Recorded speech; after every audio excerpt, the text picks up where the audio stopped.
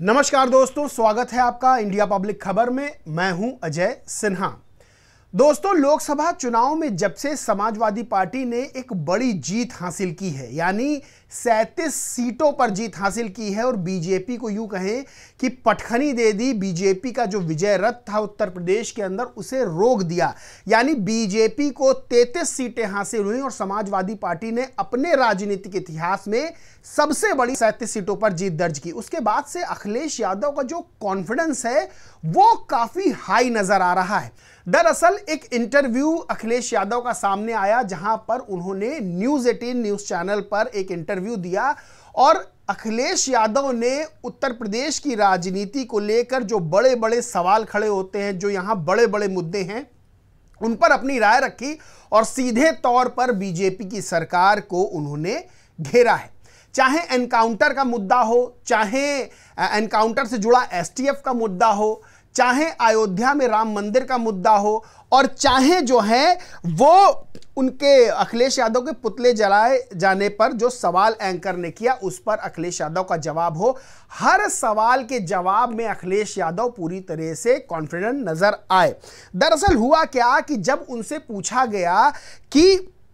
UP में जो STF ने अभी मंगेश यादव एनकाउंटर किया था, उसको लेकर अखिलेश यादव जो सवाल खड़े कर रहे हैं, वो सवाल क्यों खड़े कर रहे हैं, एंकर ने जब पूछा तो अखिलेश यादव ने साफ तौर पर कहा कि एनकाउंटर पर सवाल इसीलिए खड़े हो रहे हैं क्योंकि जो फोर्स यानी एसटीएफ है उस पर लोग सवाल खड़े कर रहे हैं। और अखिलेश यादव ने कहा कि लोग तो यहां तक कह रहे हैं कि एसटीएफ की फुल फॉर्म जो है स्पेशल ठाकुर फोर्स है।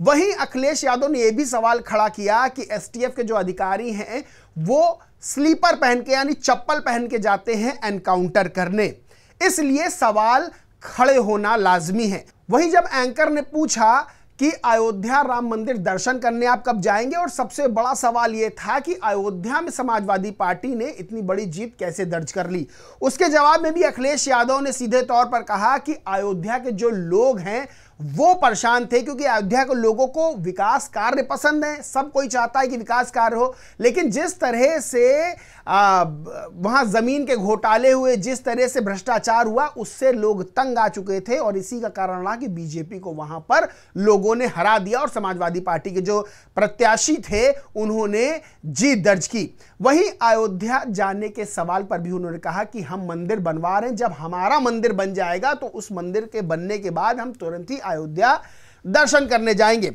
कई सवाल ऐसे थे जिसका जवाब अखिलेश यादव ने बड़ी बेबाकी से दिया और कॉन्फिडेंस नजर आ रहा था। दोस्तों, सबसे बड़ी बात क्या है कि लोकसभा चुनाव में जीत दर्ज करने के बाद, एक बड़ी जीत दर्ज करने के बाद अखिलेश यादव की नजर अब उत्तर प्रदेश में होने वाले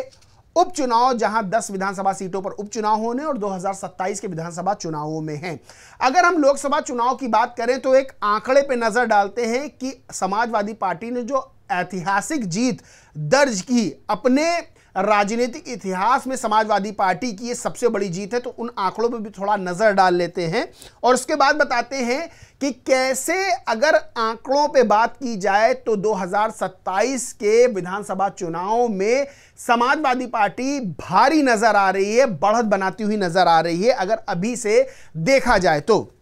अब समाजवादी पार्टी का पिछला प्रदर्शन अगर देखें सन 1991 से लोकसभा का, तो 1991 में जो वोट शेयर था वो 20.84% था, 16 सीटों पर जीत दर्ज की थी। 1996 में 28.70 था, 20 सीटों पर जीत दर्ज की थी। 1999 में 24.06% था, 26 सीटों पर जीत दर्ज की थी। 2004 में 26.74% था, 35 सीटें समाजवादी पार्टी ने जीत दर्ज की थी। 2009 में 23.26% था, 23 सीटें दर्ज की थी, जीत दर्ज की थी। 2014 में 22.18% हो गया, 5 सीटें समाजवादी पार्टी ने 5 सीटों पर जीत दर्ज की थी। 2019 में भी 5 सीटों पर जीत दर्ज की थी और 17.96% वोट था। वहीं अगर 2024 की बात करें तो 37 सीटों पर समाजवादी पार्टी ने ऐतिहासिक जीत दर्ज की और वोट शेयर 33.59, यानी अब तक का सबसे ज्यादा वोट शेयर समाजवादी पार्टी के हिस्से गया। वहीं अखिलेश यादव की नजरें 2027 में होने वाले विधानसभा चुनावों पर भी हैं और उससे पहले जो 10 सीटों पर उपचुनाव, विधानसभा के उपचुनाव होने हैं, उनको भी लेकर अखिलेश यादव पूरी ताकत से आगे बढ़ रहे हैं। अब बात कर लें कि किन किन सीटों पर उपचुनाव होने हैं, तो फूलपुर, खैर, गाजियाबाद, मझुआ, मीरापुर, मिल्कीपुर, करहल, कटहरी और कुंदरकी के जो सीटें हैं उन पर चुनाव होने, और साथ ही कानपुर की सीसामऊ सीट है जहां पर उपचुनाव होने, और 10 सीटों को लेकर समाजवादी पार्टी अपनी पूरी तरह से तैयारी कर रही है। वहीं जो वीडियो अखिलेश यादव ने शेयर किया और उस पर लिखा कि पीडीए नारा नहीं एक भावना है, उत्तर प्रदेश में डबल इंजन की सरकार नहीं डबल इंजन की तकरार है। दरअसल पिछले दिनों बीजेपी के अंदर खाने से भी खबरें निकल कर आई थी कि बीजेपी में भी जो है गुटबंदी चल रही कथित तौर पर, उसको लेकर भी अखिलेश यादव लगातार निशाना साध रहे थे और उसी को लेकर उन्होंने लिखा कि डबल इंजन की सरकार नहीं बल्कि डबल इंजन की तकरार है। वहीं कुछ लोगों ने भी ट्वीट्स किए, कुछ लोगों ने भी अपना जवाब अखिलेश यादव को दिया, कुछ पक्ष में कुछ विपक्ष में। एक ट्विटर यूजर है दिनेश पटेल, वो लिखते हैं कि पीडीए एकता से बौखला गई है बीजेपी, इतना बौखला गई है समझ नहीं आ रहा कि क्या स्टैंड लेना है क्या नहीं लेना है। वहीं श्याम लाल पाल जो है प्रदेश अध्यक्ष समाजवादी पार्टी के, उन्होंने भी लिखा कि पीडीए नारा नहीं एक भावना है, सभी समाजवादी विचारधारा के नेता और कार्यकर्ता पीडीए के विचारधारा को जन जन तक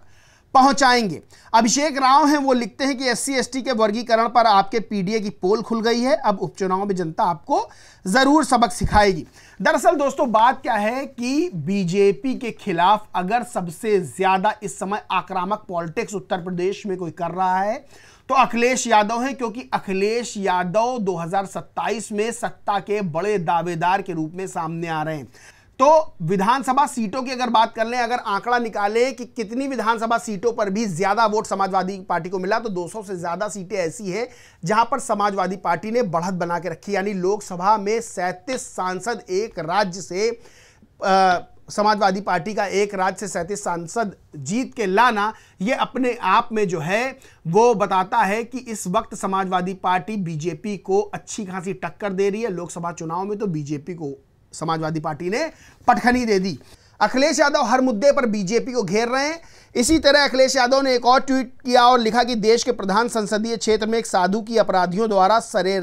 आम बेरहमी से की गई हत्या उत्तर प्रदेश में बेखौफ घूम रहे दुर्दांत गैंग का सच सामने ला रही है। भाजपा सरकार जब ये कहती है कि अपराधी प्रदेश छोड़कर भाग गए हैं, तो इसका मतलब होता है कि वो सच में मुंह मोड़ रही है। दरअसल भाजपा राज में अपराधी कहीं गए नहीं है, उनका भाजपाईकरण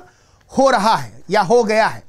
अब सबसे बड़ी बात यही है कि देखिए उत्तर प्रदेश की राजनीति अपने आप में बेहद महत्वपूर्ण है अगर देश के परिप्रेक्ष्य में देखें, और उत्तर प्रदेश जैसे बड़े राज्य में जहां 80 लोकसभा सीटें, वहां पर बीजेपी के विजय रथ को रोकना, समाजवादी पार्टी का 37 सीटों पर जीत दर्ज करना, आने वाले समय में जो 2027 में विधानसभा चुनाव है और उससे पहले 10 विधानसभा सीटों पर जो उपचुनाव है उसको लेकर समाजवादी पार्टी का मजबूती से बीजेपी के सामने स्टैंड करना, और बीजेपी की सरकार में जिस तरह के मामले, चाहे वो कानून व्यवस्था को लेकर आ रहे हो चाहे भ्रष्टाचार को लेकर आ रहे हो, उनको सामने लाना, यानी उन मुद्दों को लेकर बीजेपी पर हमला करना साफ तौर पर यह बता रहा है कि अखिलेश यादव इस समय फुल कॉन्फिडेंस मोड में है, फुल कॉन्फिडेंस हैं। और साफ तौर पर इंटरव्यू में जिस तरह से उन्होंने जवाब दिया, चाहे अयोध्या जाने को लेकर हो, चाहे अयोध्या में जीत को लेकर हो, चाहे राम मंदिर के दर्शन करने को लेकर हो, चाहे मंगेश यादव एनकाउंटर को लेकर हो, एसटीएफ को लेकर हो, तमाम तरह के सवालों का जवाब दिया। वो बता रहा है अखिलेश यादव सीधे तौर पर 2027 में बीजेपी के लिए